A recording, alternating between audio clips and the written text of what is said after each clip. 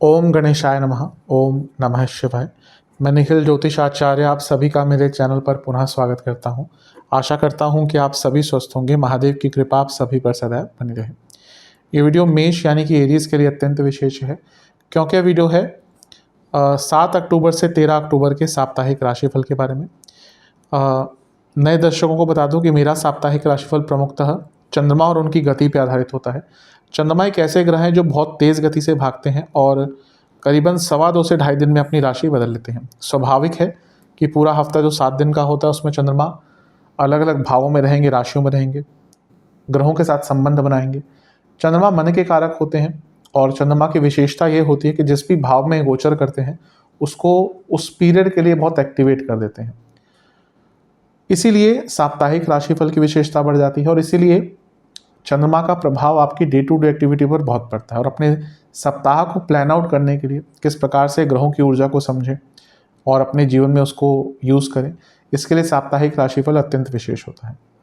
यदि आपकी लग्न राशि या चंद्र राशि मेष है, दोनों ही गाइडेंस के लिए इस राशिफल को देख सकते हैं। टेक्निकली अलग अलग राशिफल नहीं बन सकते, जहाँ से ज़्यादा आपको सूट करता है वहाँ से इसको देख सकते हैं।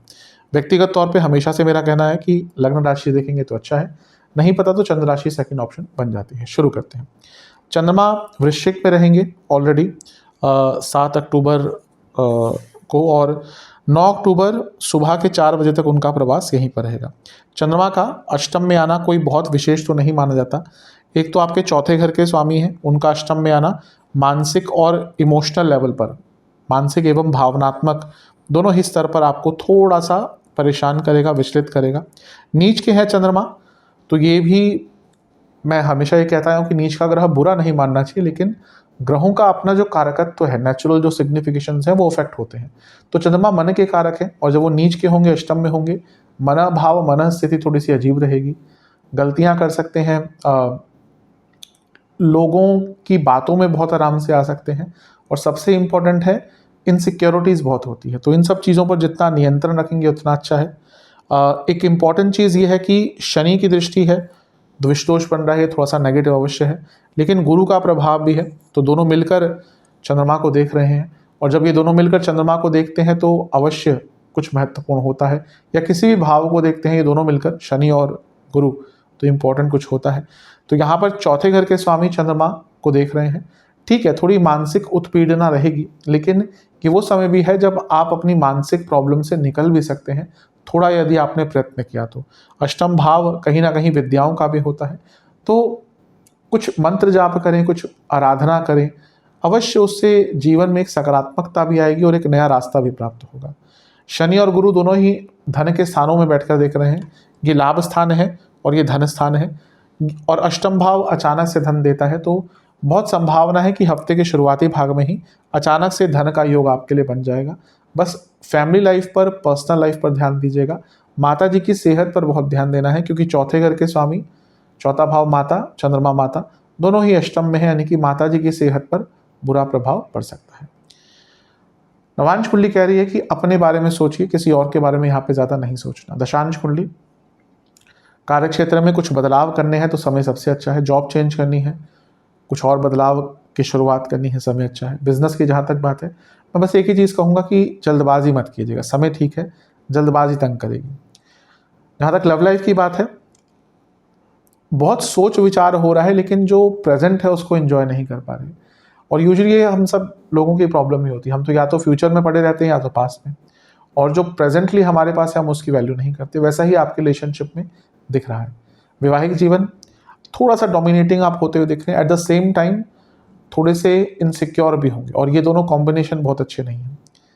अपनी ऊर्जा को सही उपयोग कीजिएगा। जहाँ तक स्टूडेंट्स की बात है, ठीक है सब कुछ, बस एक ही प्रॉब्लम है कि आप अपना ही पोटेंशियल नहीं समझ पा रहे और उसके अनुसार कार्य नहीं कर पा रहे। सेहत की जहाँ तक बात है, इन्फेक्शंस, आँखों के रोग, दांतों के रोग और प्राइवेट पार्ट से जुड़ी प्रॉब्लम, ब्लड डिसऑर्डर्स, इनमें से कुछ भी अगर आपको है तंग कर सकते हैं।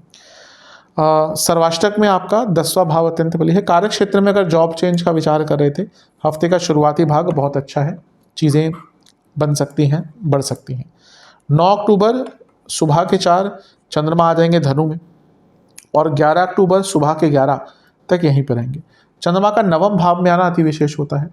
एक तो केंद्र त्रिकोण राजयोग बन गया, ये एक अच्छी चीज़ है। दूसरा यहाँ पर मंगल की दृष्टि आ गई, और मंगल क्या है, मंगल लग्नेश है। तो लग्नेश का प्रभाव, वो भी मंगल अपने सबसे प्रिय स्थान में बैठे हैं और नवम भाव को देख रहे हैं, तो भाग्य भी साथ देगा। चौथे घर के स्वामी को देख रहे हैं चंद्रमा को, यानी कि प्रॉपर्टी आदि, क्योंकि खुद मंगल प्रॉपर्टी के कारक है, लेकिन क्योंकि चौथे से 12वें बैठे हैं तो प्रॉपर्टी खरीदनी हो या बेचनी हो, दोनों के लिए समय आपका उपयुक्त बन जाता है। अष्टम के स्वामी भी है मंगल, उनका नवम में बैठे चंद्रमा को देखना, यानी कि अचानक से भाग्य नए मौके भी दे सकता है और एक सकारात्मकता की वृद्धि होगी। केमद्रुम योग है चंद्रमा का, और इसलिए धनु में है तो एंग्जाइटी भी बढ़ सकती है, लेकिन हफ्ते के शुरुआती भाग के कंपैरिजन में काफ़ी चीज़ें अच्छी होंगी।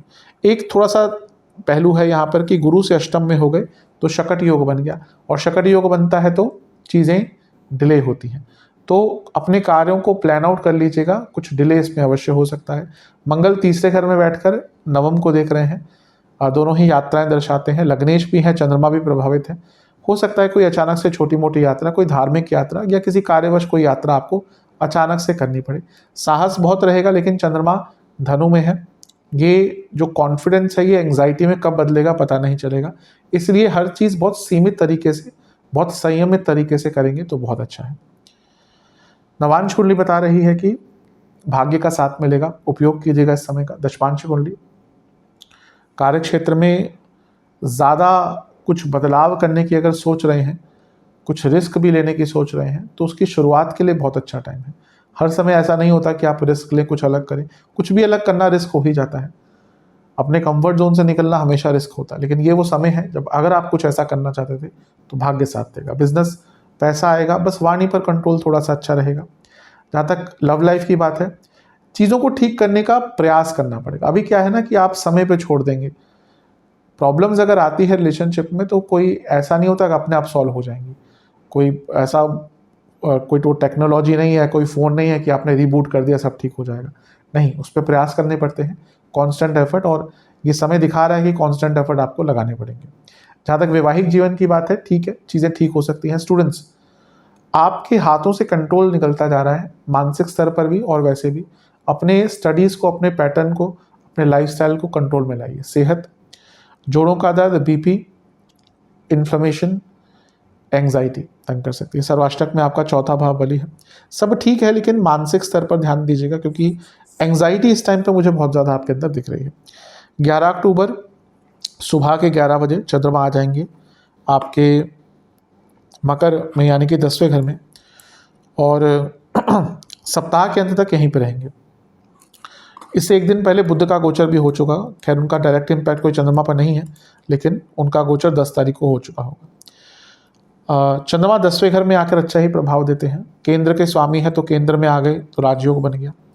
यहाँ पर गुरु की दृष्टि भी है, जो गुरु वक्री हो चुके हैं, गुरु की नवी दृष्टि है, और गुरु क्या है, नवम भाव और 12वें घर के स्वामी। ये दो चीज़ें इंडिकेट करता है, हो सकता है टेम्पररी आपका डिपार्टमेंट कार्य क्षेत्र में चेंज हो जाए, और फिर से कहूँगा ये पूरा ही हफ्ता जॉब चेंज के लिए आपका बहुत अच्छा है। यहाँ पर मंगल की भी दृष्टि है, क्योंकि मंगल की 8वीं दृष्टि, तो मंगल और गुरु दोनों मिलकर देख रहे हैं। मंगल लग्नेश, गुरु भाग्येश, यानी कि भाग्य का भरपूर साथ, और ये गुरु वक्री हो चुके हैं। अचानक वो मौके वापस आएंगे, केवल कार्य क्षेत्र में नहीं कह रहा, पूरे जीवन में, जिनसे हाथ गवा बैठे थे। गुरु 12वें घर के स्वामी, मंगल 8वें घर के स्वामी भी हैं। अचानक से नए मौके आएंगे। यहाँ पर बस उनके लिए थोड़ा सा बुरा समय हो सकता है जिनकी अंतर्दशा अच्छी नहीं चल रही, क्योंकि या प्रत्यंतर दशा अच्छी नहीं चल रही, क्योंकि चंद्रमा 10वें घर में है। यहाँ पे 8 और 12 भी पिक्चर में आ गया, तो अगर कंपनी में ले ऑफ आदि चल रहे हैं तो हफ्ते के अंत में बहुत केयरफुल रहेगा, थोड़ी गड़बड़ हो सकती है। चंद्रमा मकर में है तो कभी कभी उदासीनता आती है, और ये उदासीनता वाले चंद्रमा चौथे घर को देखेंगे तो इसमें घर में एक उच्चाट सा माहौल हफ्ते के अंत में रह सकता है। अदरवाइज ये समय भी मंगल के प्रभाव, और मंगल की उच्च की राशि है, तो अच्छा ये है कि क्योंकि मंगल की उच्च की राशि है तो अगर कोई प्रॉब्लम आती भी है तो उसको आप सॉल्व कर लेंगे। नवांश कुंडली बता रही है कि भाग्य का साथ यहाँ पे मिलेगा और कार्य भी पूर्ण होंगे। दशमांश कुंडली, कार्य क्षेत्र में अपने आप को जाहिर करने का, एक्सप्रेस करने का मौका मिलेगा।